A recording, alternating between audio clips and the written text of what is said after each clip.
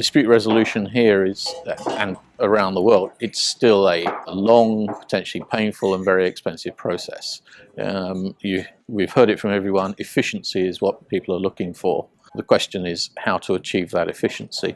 And I think one of the interesting things from this morning has been that people have been quite open about the fact that there's commercial incentives on lawyers, frankly on advisors as experts on cases, to keep them going.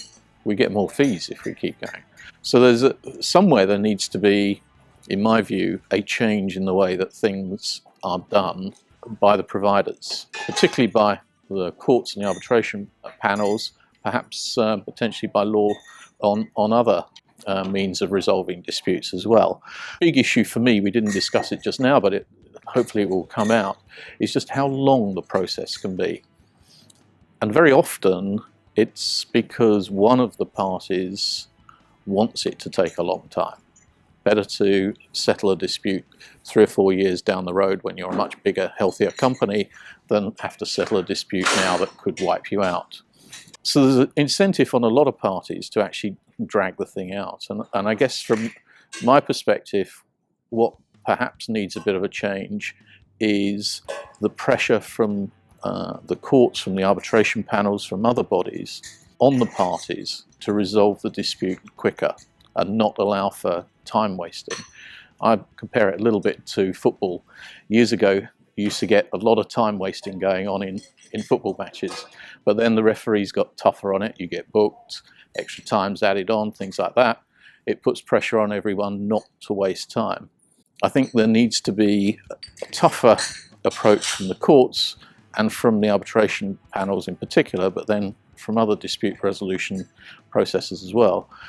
Tougher approach so that people have to recognise there is a cost involved in delaying, and eventually recognising, as it's always been talked about, that justice delayed is justice denied. When we talk about the market, we're talking about the providers and we're also talking about the advisors. Currently, we as a firm are really trying to listen to our clients and advise them on the best process options available to them.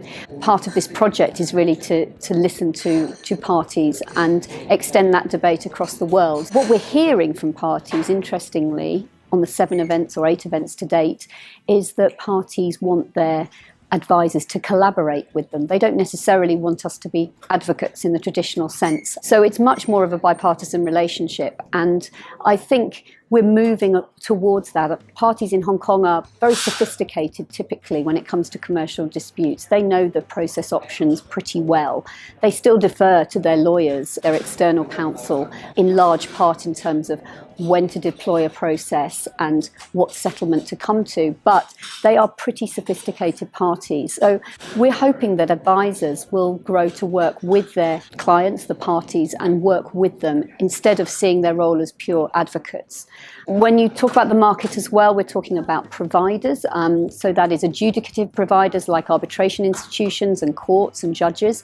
Also non-adjudicative providers like mediators and conciliators and the various organisations that support those processes.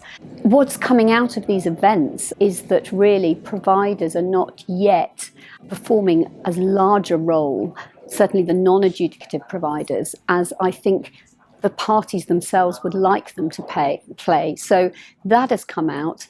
In terms of the adjudicative processes and providers, what we're hearing at these GPC events is that actually parties would like to see more combined processes. So mediation, then litigation, or arbitration followed by mediation, perhaps then picked up by an arbitration if the mediation fails, which is something that has been introduced in Singapore in the last couple of years. So it's much more about combining processes instead of this very binary decision between arbitration and litigation. So I think looking ahead in Hong Kong, we need to see how we can all as stakeholders work towards combining more processes and combining them effectively and at the right time.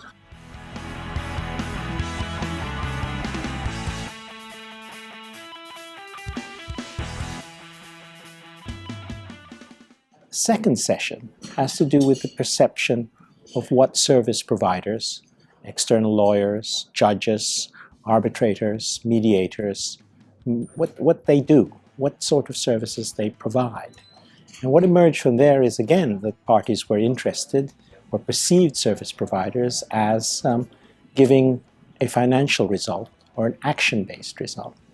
Now, that might all indicate that mediation would not be so popular, that parties would be more interested in litigation or arbitration that would produce a financial result or an action-based outcome.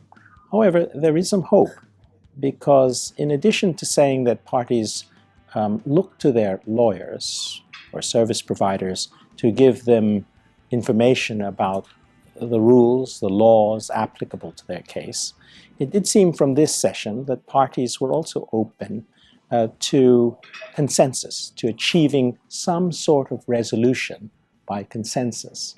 So if one was perhaps a bit saddened by what resulted from the first session, where it looked like all the parties were interested in was a result, a financial result, however that might be achieved, here there was some hope, I think. It indicated that parties were not totally closed.